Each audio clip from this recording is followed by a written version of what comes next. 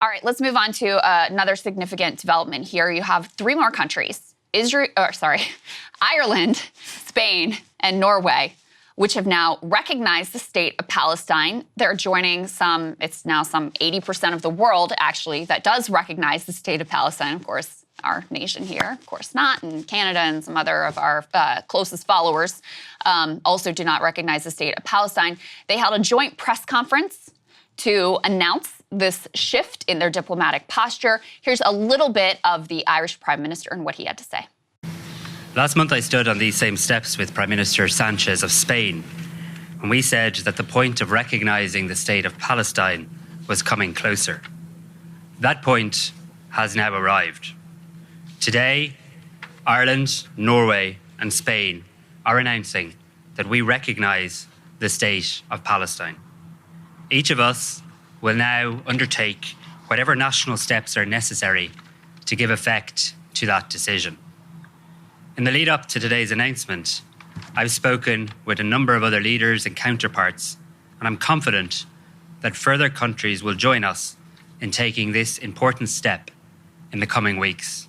You have a whole Israeli freakout over this action, which is primarily symbolic, but again contributes to that Israel becoming a pariah nation, Palestine becoming more recognized, more accepted, etc. You also have more European countries who are saying, hey, listen, we may have some quibbles with what the International Criminal Court at The Hague is doing, but bottom line, we support it. So if Bibi comes here and there's an arrest warrant, we're going to arrest him. Let's put this next one up on the screen. France and Germany were the latest European nations to show support for the ICC after their prosecutor applied for those arrest warrants. In a statement Monday, France's foreign minister said that the decision over whether to issue arrest warrants rested with the ICC's judges. Quote, France supports the International Criminal Court, its independence, the fight against impunity in all situations.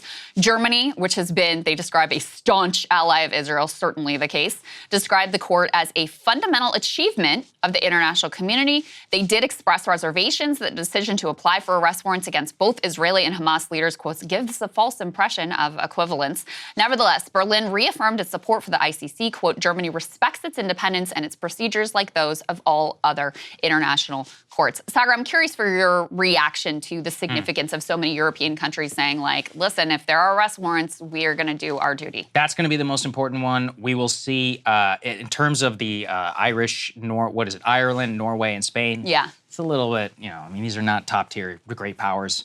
On the continent, you would want France, Germany, or, any of the other big economies that actually have a decent amount of pull. That hasn't happened yet. I will say that the French Foreign Ministry decision is the most important one, and the German one as well, because they specifically say this, quote, France supports the International Criminal Court, its independence, and the fight against impunity in all situations, basically saying there is no Israel carve-out. Germany, though, which has all those crazy laws on the books, says that the court is a fundamental achievement of the international community. And specifically, though, it does say that there has been given a false impression of equivalence, but still affirms its support for ICC. Yeah. So I think what they are staking out is an eventuality position, but some of the things that you and I have talked about here before is there's still some procedural hurdles there, for Israel, for Hamas, and there's still a lot of ways in which they could find their way out of it. Mm-hmm. And if I had to guess, that's what they're trying to stake out.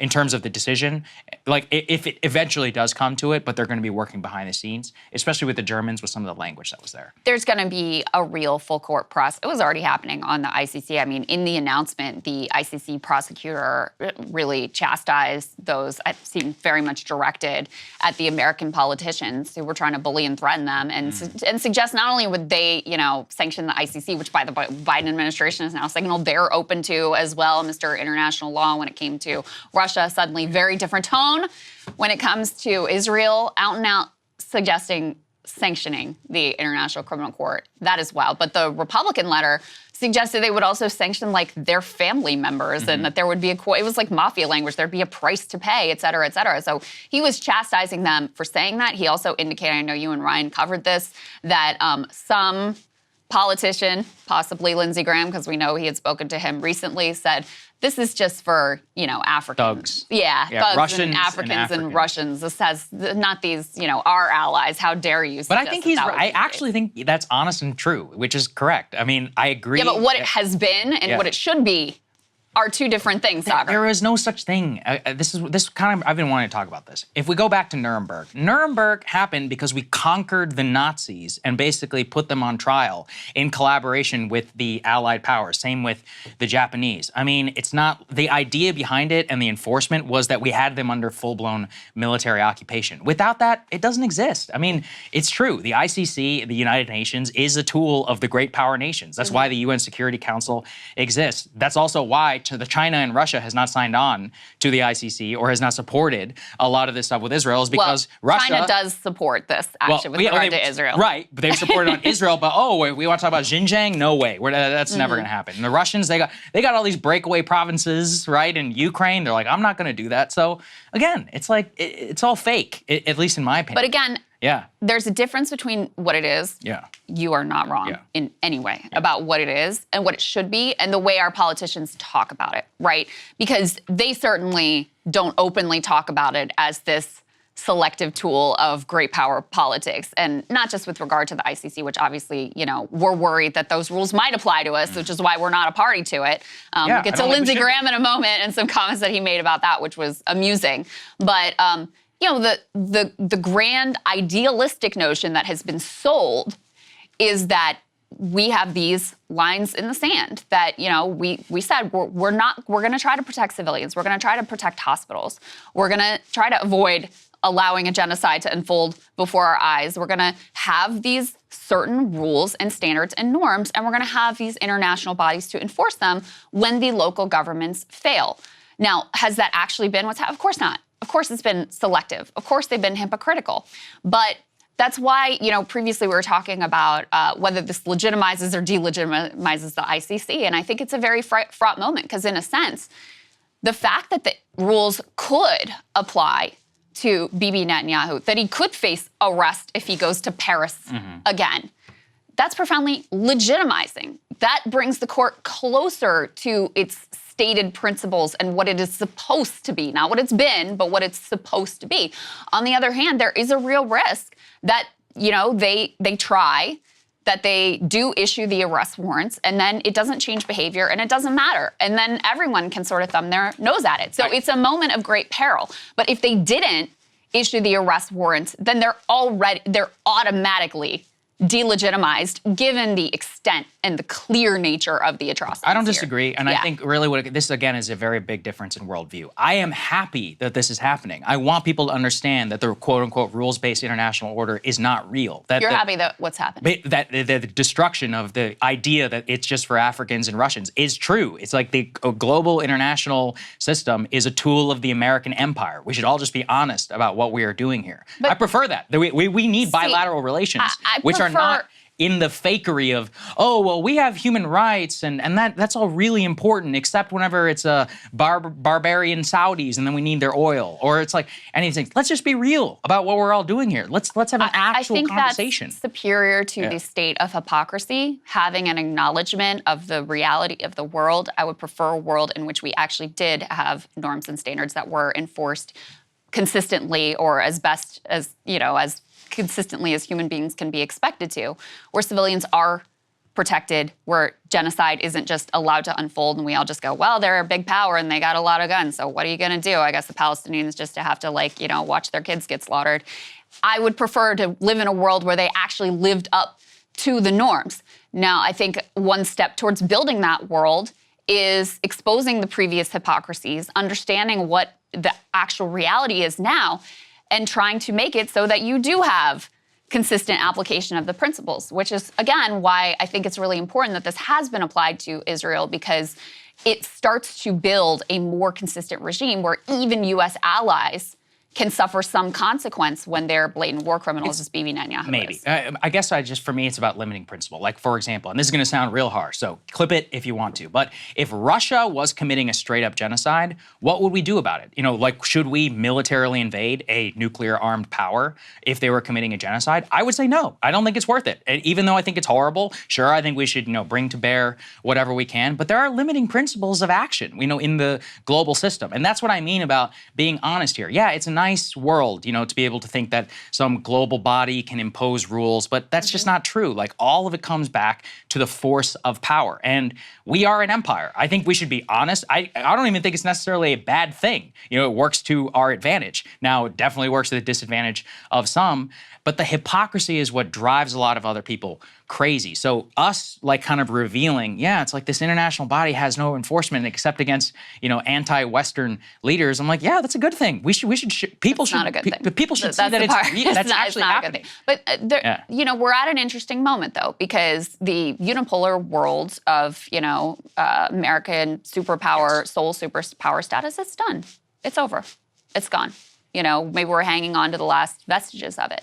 So now there's a real question about what is the world that was built after that. What does that look like?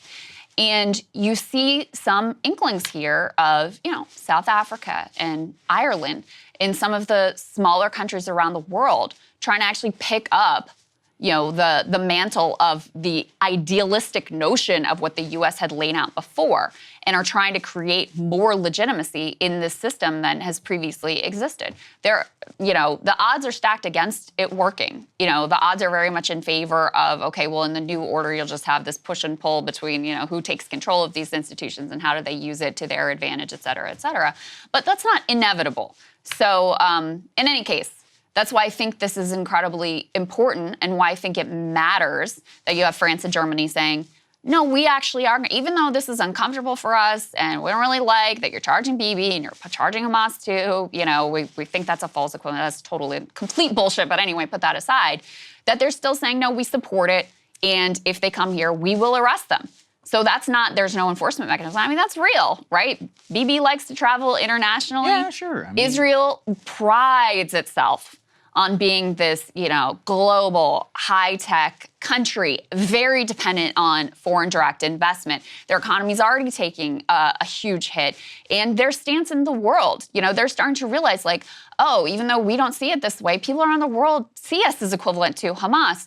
Those things do actually matter in the long term and can constrain behavior, because it really does limit you as a country if you're, this pariah nation separated and cut off from everybody else. To be clear, I do agree with you. And that's why I think for Israel, they should be carrying themselves different, because they're not a global nuclear armed superpower and the chief empire in the world. So they have to be, considered of whatever. But let's be real. Like, we can do whatever we want, basically. I mean, we invaded a country, Iraq, destroyed it, spent $7 trillion, and we survived. That's honestly nuts, especially when you consider Afghanistan. That's part of the thing that was in the Lindsey Graham thing. But the example I guess I'm just trying to get to is we are, and I agree that the unipolar moment is over. I think that will actually make the world safer, and it will make us safer as well, because we have had tremendous hubris, like the ability to invade Iraq and Afghanistan and suffer no consequence. Yeah. I think that the rise of actual balance brings us to a place where we have to mutually respect both the great power nations of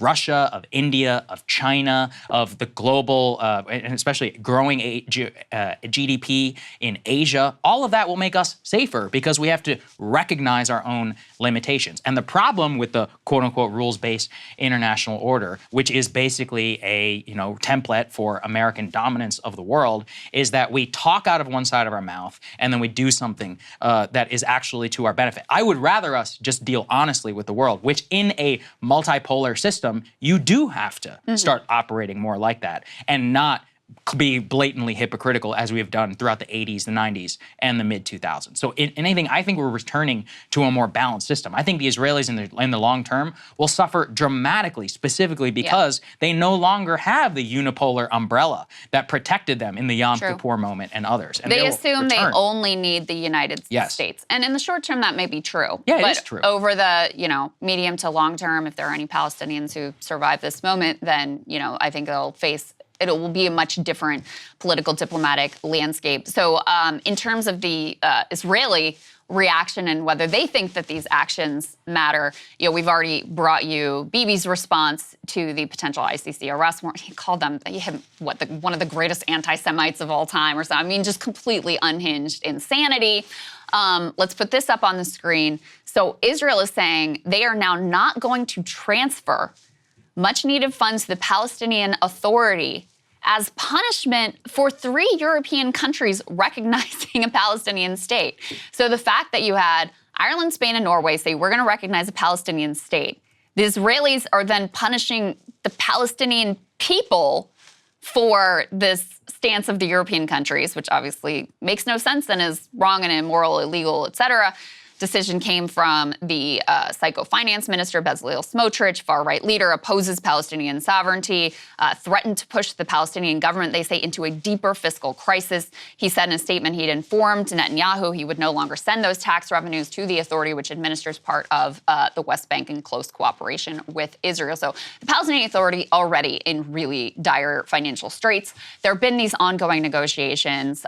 Basically, Israel collects tax revenue on their behalf. PA is effectively collaborators with the Israeli government. Some of that tax revenue goes to Gaza, and so there's been this ongoing dispute about whether the tax revenue was still going to come to the PA. They had seemed to work on a deal where a third party was going to hold on to the portion that's supposed to go to Gaza and the rest of it was going to go to the West Bank. You also have real economic problems because a lot of the Palestinians who previously had work permits and were working in Israel, it's become much more difficult and much more limited, the number of Palestinians being allowed in. So huge economic crisis there, and this will obviously, it could actually cause the PA to completely collapse because they're in these sort of dire financial straits. The U.S. reacted to this negatively, but it's not like they're threatening to actually do anything. Jake Sullivan, we could put this up on the screen, said, quote, "I think it's wrong on a strategic basis because withholding funds destabilizes the West Bank. It undermines the search for security and prosperity for the Palestinian people, which is in Israel's interest. And I think it's wrong to withhold funds that provide basic goods and services to innocent people." But again, empty words, no indication that there will be any action. So basically meaningless on that front. And to the point of Saagar and I's previous conversation about whether or not the Hague should apply, those rules of international law should also apply to our war criminals, which I very much think that they do. Lindsey Graham had an interesting moment where he came out and said, if they can come for Israel, they could come for us next. Didn't get exactly the response that he was expecting because there were a bunch of anti-war activists in the room who would be happy to see our own war criminals locked up as well. Let's take a listen to how that went down. So we, hopefully, together will find a way to register our displeasure with the ICC, because if they'll do this to Israel, we're next. This group tried to come after our soldiers. Yeah, you can clap all you want to. They tried to come after our soldiers in Afghanistan, but reason prevailed. So at the end of the day here, what I hope to happen is that we level sanctions against the ICC for this outrage to not only help our friends in Israel, but protect ourselves over time. Mr. Secretary, your statement yesterday was excellent. The president's statement was excellent. Senator Schumer's statement on the floor was excellent about the outrage here. They have destroyed the notion of complementarity. They have misled people in the United States Senate about their intention, and they shall and will pay a price. Ms. Secretary, I appreciate what you've said. It is now time for us to act. So real bipartisan moment there, shouting out all the Democratic leaders who he agrees with when it comes to the ICC. But it reminds me, Saagar, of Bibi and his response. He was like, this would be like locking up Bush for 9/11. Right. And a lot of people were like, I'll take that deal. I hate to say it, I do agree with Lindsey. I mean, only in terms of, that's why I don't support multilateral organizations like this having jurisdiction over us. What annoys me always, and this is, I think, the difference, is I hate the conflation of Israel, a basically client state of the United States with a tiny population, a tiny GDP, number 50 on our trading list, being equated to a great superpower. I think they should be understood of the vassal state that they are. It drives me crazy that they assume, some great power status when they get away with the things that great powers are supposed to get away with, even though they have nothing to their name except being underwritten entirely by the U.S. security umbrella. But again, this is just, I don't believe in multilateralism really, period. So there should be no consequence for being a war criminal. The consequence is that we lost prestige. Unless you're an African or a Russian. in the words of Lindsey Graham, I would say, the prosecutor. do I think that Bush should be in jail for 9/11 and for the response? Yeah. Do I think that we should let The Hague or something like that do that? No. I think that the democratic check of our own country is the one that should take care of it. And the reason why is and how did that work out? It didn't work out. Right, but exactly. I mean, that's it. And that's but then we are supposed to give the power to The Hague to lock up our president? It's ludicrous. It's never going to happen. I think there should be accountability for criminals. No great respecting 100%. Nation should ever hand over its sovereignty to a multilateral George W. Bush, Dick Cheney, Hillary Clinton. You can throw, Barack Obama for the drone program. Totally fine with The Hague having actual enforcement mechanisms. And, clearly, I think there are a lot of people who agree with the sense that things like genocide should be off the table, that there should be some sort of body and accountability that doesn't just rely on if your justice system is, basically beholden to the political class and not going to have any sort of consequences for domestic war criminals. Yeah, I think there should be. So it would be nice to live in that world, but it's not a realistic possibility. That's what I'm saying. But it's not going to happen. So we might as well just leave it off the table. It's like, okay, well, are the Russians going to voluntarily hand over Vladimir Putin? No. But Saagar, I would not have ever thought that it was a possibility in my lifetime that an Israeli prime minister would be facing arrest at The Hague. Like, it's almost as preposterous to me. But he's not actually facing arrest. He is. No. France and Germany are saying so they'll arrest him. Germany. He'll still continue to live in Israel. Probably hang out here in. He's a Pittsburgh native. Yeah, but you can't say it doesn't matter at all. I mean, again, you would have said a year ago, there's no way the ICC would ever issue arrest warrants against an Israeli prime minister. It's a world that's not going to happen. So why even pretend? Let's just acknowledge this is all fake. Well, guess what? That world does exist now. That world does exist where there's an arrest warrant that's going to be issued for Bibi Netanyahu and Yoav Gallant and continuing investigations, and they might be found guilty of a genocide. So, just because things seem unlikely, which I would have said the same thing, very unlikely, likely impossible, doesn't mean that is completely off the table. I think we should still advocate for the world that we would ideally want to live in, and that world for me is one in which the language about human rights, protecting civilians, is not meaningless bullshit, that it actually matters, that it's applied consistently across the board, whether you're from a quote-unquote great power or not. Well, I think that the way to achieve that world is not through multilateralism, fakery, and rhetoric. It's through basically achieving a balance where it's in everybody's interest and to pursue exactly that. So that's why I talk in the language of interest. I don't think it's in Israel's interest to be prosecuting the war itself. Right. Talking in the language of morality, A, convinces nobody, and B, basically, is an arrest warrant... Let me just, on that point about Israel's interest, part of why it's not in quote-unquote Israel's interest is because of these multilateral institutions. That's not true. It's true. That is, you can't say that's not part of why. This is a problem for them. Because the reason they're becoming more and more of a pariah state is because of the plausible genocide, is because of UN finding reasonable grounds that there's genocide, is because of the arrest warrants, because France and Germany are saying, we'll arrest Bibi if he comes on our soil, because you have more countries that are saying, screw you, this is outrageous, we're going to recognize a Palestinian There was state. no multilateralism in the 1900s when the Ottomans slaughtered 1 million Armenians. But in the world where people can have photographs and real-life accounts of what's happening, they became a pariah state, and they eventually crumbled because of that. That's my point, is that slaughtering people, it's not multilateralism which stops it. It's the inherent morality of mankind who looks at that and be like, oh, this is horrible. Same with the aversion to the Japanese Empire and its slaughter of Chinese and Korean civilians in World War II. It wasn't the League of Nations or the UN. It was good-meaning people who were like, this is horrible, we're going to do something about it. Same with the Germans and the Nazis. What they did was set up multilateral institutions to try to protect against it ever happening again. Through full-blown military occupation. So absent that and literal subjugation of the entire people and the nation in some sort of rule where, we have arrest warrants where somebody can't travel to Paris, it's like, okay, well, there's not a lot that's going to be happening here.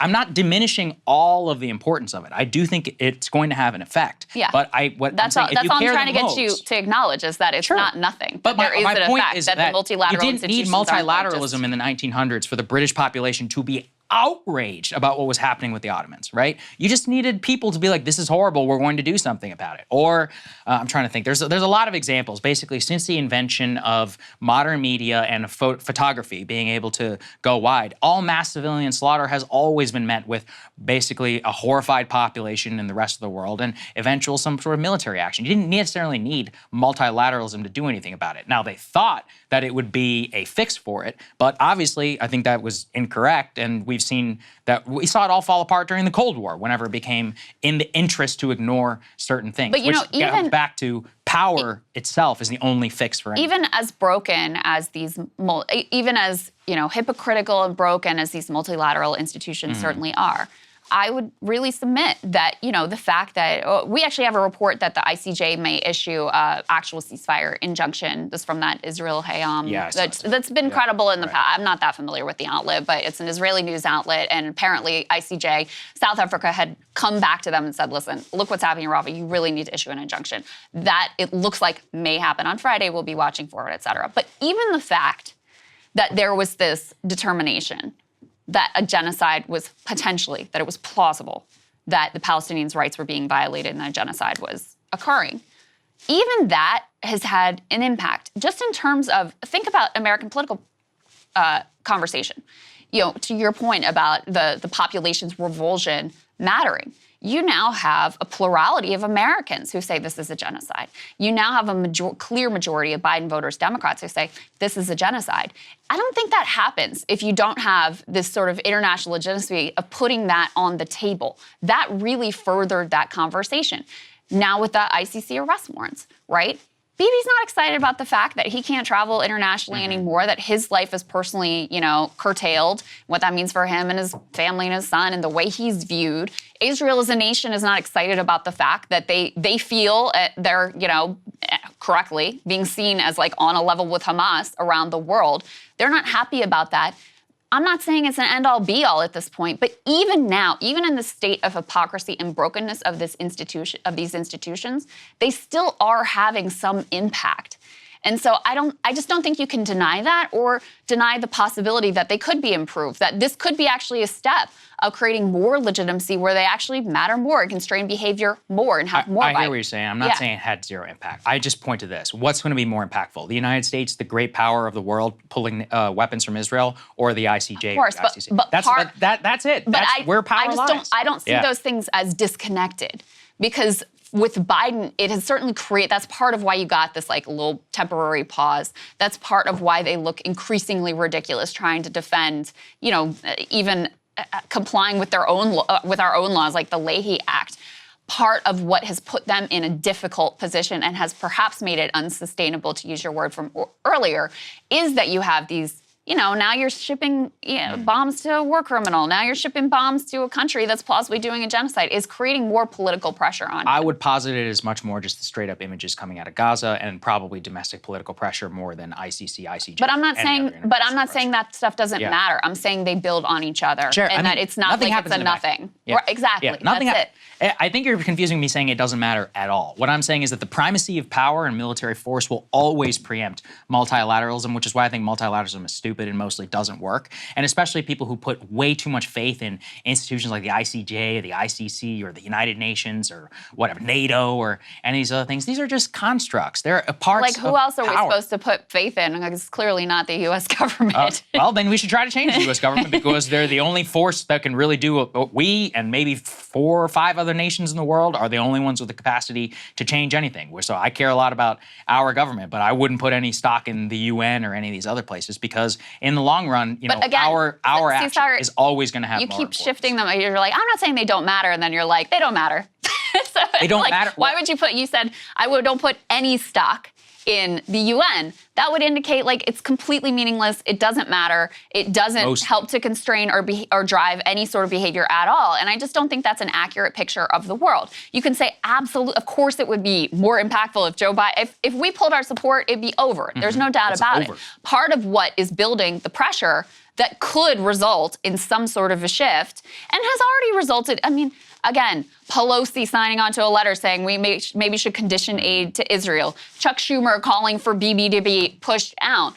these are things that were not even on the table before, that even in our own cramped, bought and paid for politics are now on the table. Part of it is, it's not the whole, but part of it is the judgment of those multilateral institutions. So you can't say that you should put no stock in them and it's meaningless and it doesn't matter at all. You can say you don't think it should matter and they should just go away and we should just focus on great power politics. But I just don't think it's an accurate picture of the world to say these things haven't mattered at all. I'll revise and say it is marginal at best, in my opinion, and especially with respect to the U.S. All U.S. Actions thus far, I don't think have been dictated largely by these multilateral revulsion or anything. It's been domestic politics and it's been the actual state of play inside of Israel and or U.S. interests in the actual region, like, I don't know, maybe spending $1 billion in a single day to protect a bunch of people who struck an Iranian embassy and then suddenly, have to claim the right of self-defense. Yeah. That's always, again, I think that's where it really does come from. Now, maybe, Biden and all of them have been moved by this, but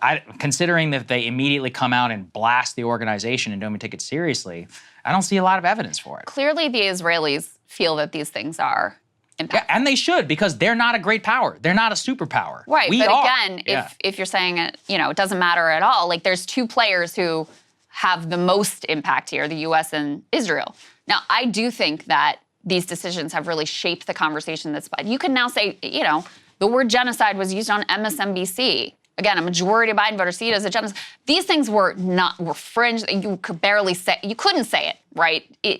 Very recently. I think that has helped to mainstream. So I'm pretty sure 40% of some people said genocide way before ICC, right? But Saagar, you don't need the ICC to say it. Even if you dismiss, this has no impact on U.S. public opinion, that has no impact on the Biden administration, et cetera. Even if you acknowledge it has impact on Israel, which I think is very clear, then it still has impact. Okay, so the difference is that, again, small nations who don't have the capacity to actually have freedom of action, yeah, they should care. Any small nation should care. Yeah. But a great power like the U.S., and this who I care about and who I'm thinking of in terms of our action, no, it doesn't matter for us really at all. Now, again, who matters more for Israeli action? Is United States, the UN, or even the European Union? It's going to be the U.S. So the actual impact of U.S. policy is the basic sole determining factor of the state of play inside of Israel. For their geopolitics, for their actions, for the vast majority of the things that they do in the world, for their number one trading partner, for their security, for their in weapons. a sense, yes, Yeah. but we also see that the Israelis have completely, at this point, we seem like we're the client state. Like, they do whatever the hell they want, regardless of the Biden administration's, concerns, et cetera, et cetera. So having an impact on them, they're the actual center of gravity with this, since Biden has decided he's just going to do the bear hug and let them do whatever they want. That is true, and that is because we have a foolish president who has subjugated not just president, our political system has subjugated our interests to a country of 11 million people, with our number 50 trading partner and all of that. So I would not disagree on that front at all. But that is just because we refuse end on that point to of embrace our empire status. And if we did that, we would be better off. Hey, if you like that video, hit the like button or leave a comment below. It really helps get the show to more people. And if you'd like to get the full show, ad-free, and in your inbox every morning, you can sign up at breakingpoints.com. That's right. Get the full show, help support the future of independent media at breakingpoints.com.